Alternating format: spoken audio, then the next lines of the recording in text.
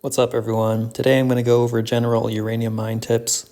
So the first tip is if you see that bottom left corner, that ZZ, that means you don't have any, you're not occupying a spot, which means you're not gathering uranium.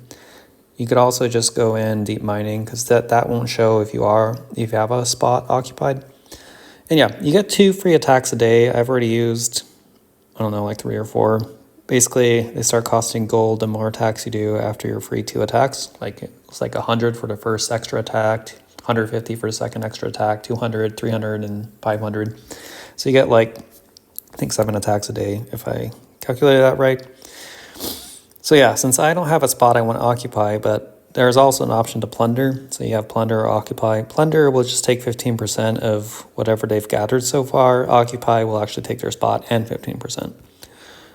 And sometimes when you click plunder, if they've been attacked too many times, they'll be like, oh, this person has been attacked too many times, so you can't plunder them, but you can still occupy their spot. So beware, that's the downside, especially if you've used more than your free 2 attacks, so you might end up paying gold and then realize you have to go attack someone else if you wanted to just plunder only.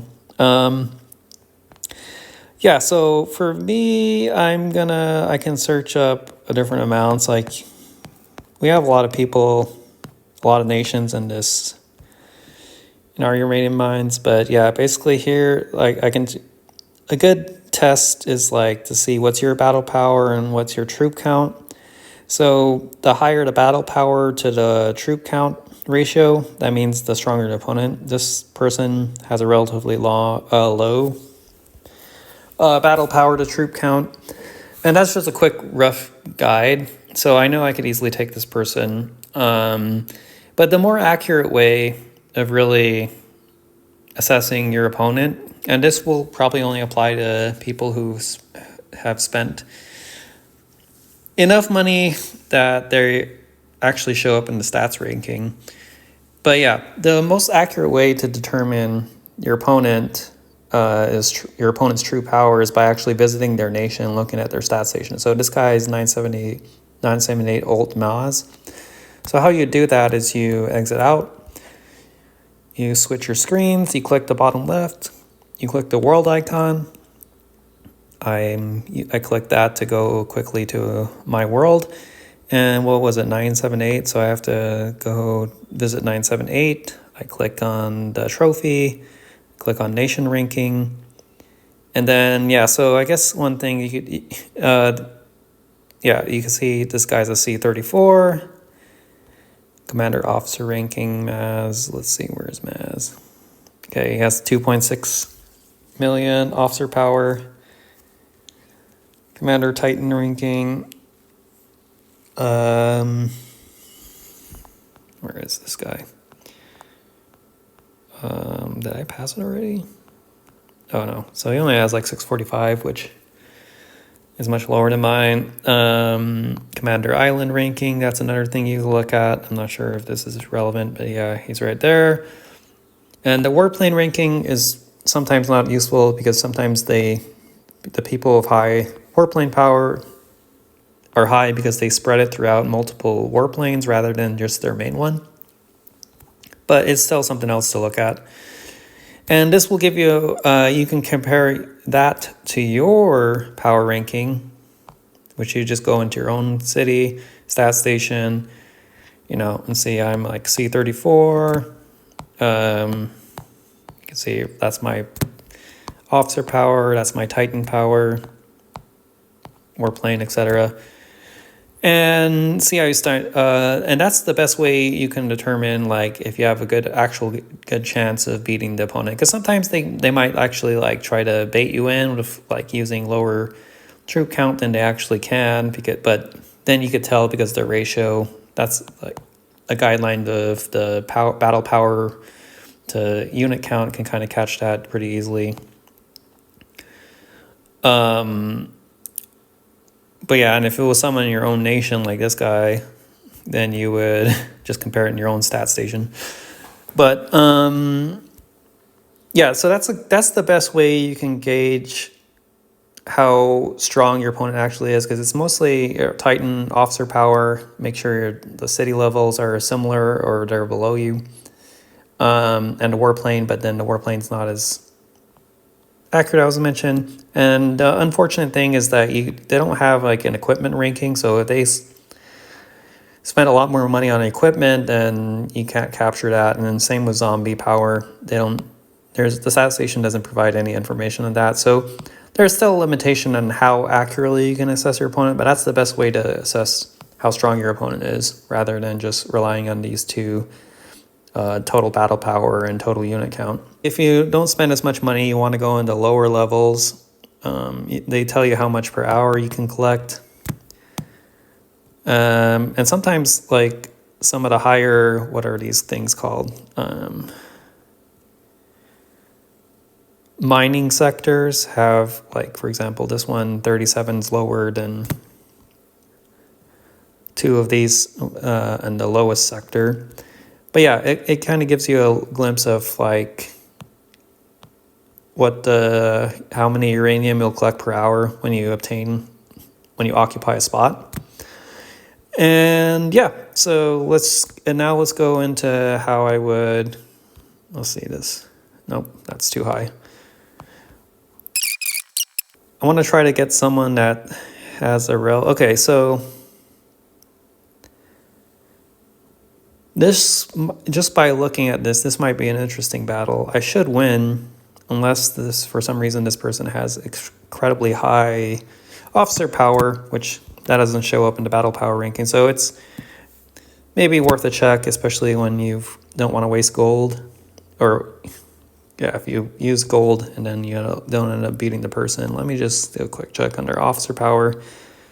Avalanche 2.8. Okay, I'm fine with that.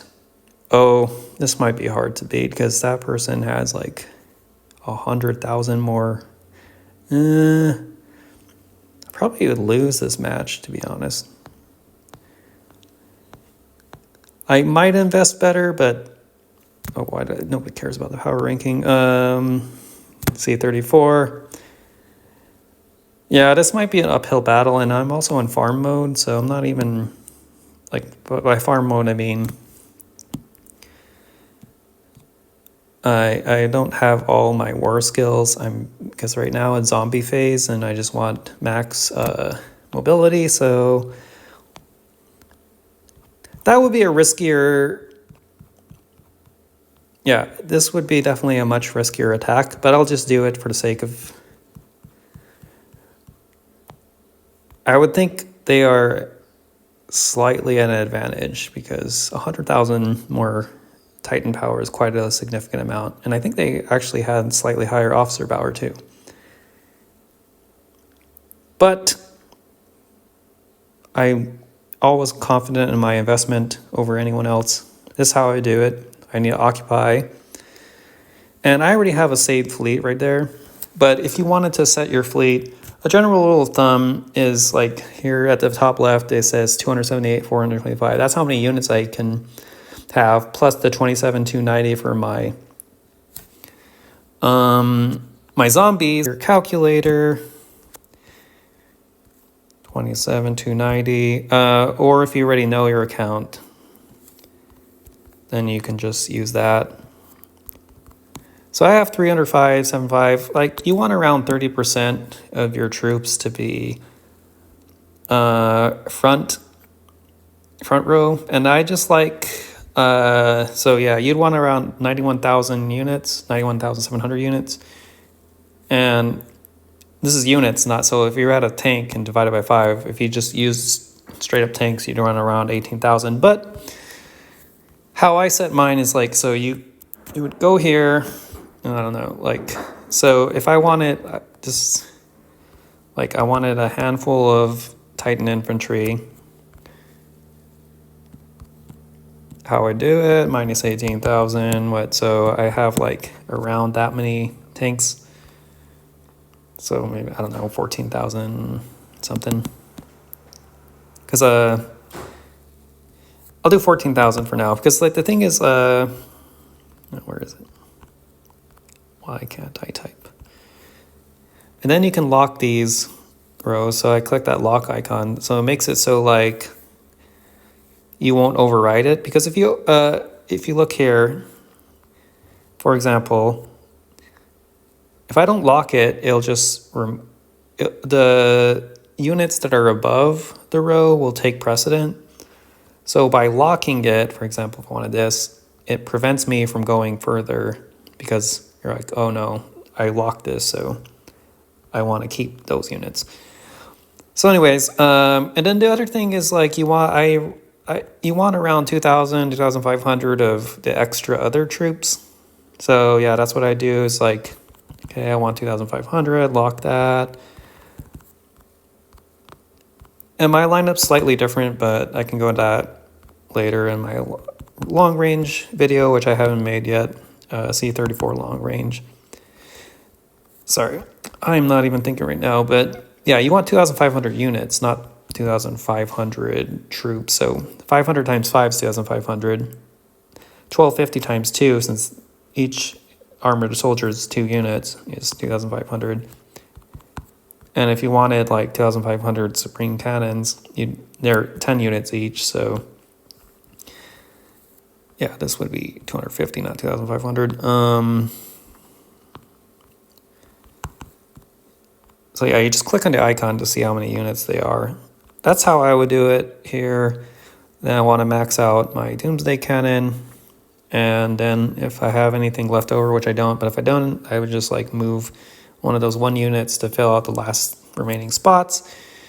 Your zombie thing should have already been automatically selected, but then you could save that troop type. You know, I could just like save 3 and then use it. But that's not what I want to do. And yeah, like I think I am not favored to win this, but we'll see what happens. So I use that. I want to occupy it, and you can view the thing, or you can, oh, did I have like a, yeah, this might be, are they, oh, they're a mid-range fighter? Interesting, with rocket launchers. If those are, I actually might be favored then this time, because their rocket launchers don't reach my, but they had a lot of, front row troops, so it'll be interesting. That our Titan died first, so I'm most likely gonna win this match.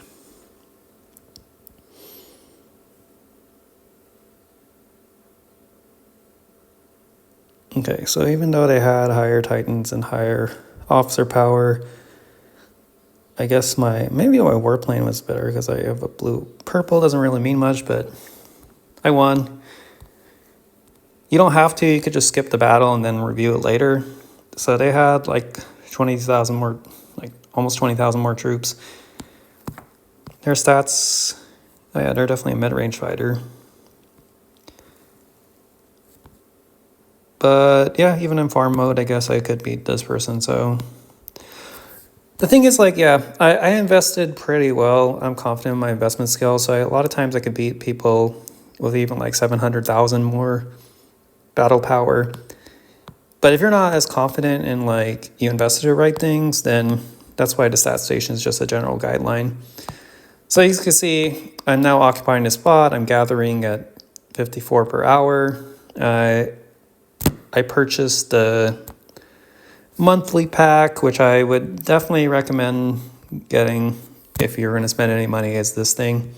It gives you 1,000 uranium a day, but the really good thing about this is it increases the production time to 4 hours. So if you're just doing it for free, you only get 2-hour production, and then you're exposed to get occupied by someone else. But with this, you can have 4 hours. And the good thing about that is, like, if you're really, you know, like on top of your, like, log into this game often, you could probably just like yoink one of those top spots, and then every 4 hours just recollect, maybe not attack anyone else. And, you know, you'd be collecting at the highest rate, but that would require setting an alarm and like logging in all the time, including during your sleep, which definitely prefer sleeping over logging in just to loot uranium, or just to gather uranium. But yeah, that's the general tips. Is like these things serve as a quick measure if you don't want to go in and check the other stat station. If you're like a lower battle power and you don't even show up in the stats ranking, then that's the only, basically, I guess the battle power and troop ratio is the only thing you have to go off of. But if you at least show up in the stat station, and there was up to 100 spots, so it's not like you have to be one of the top in your nation to really use this approach. You can just like look at yours, look at theirs, compare it. And yeah, that's all I had. Until next time.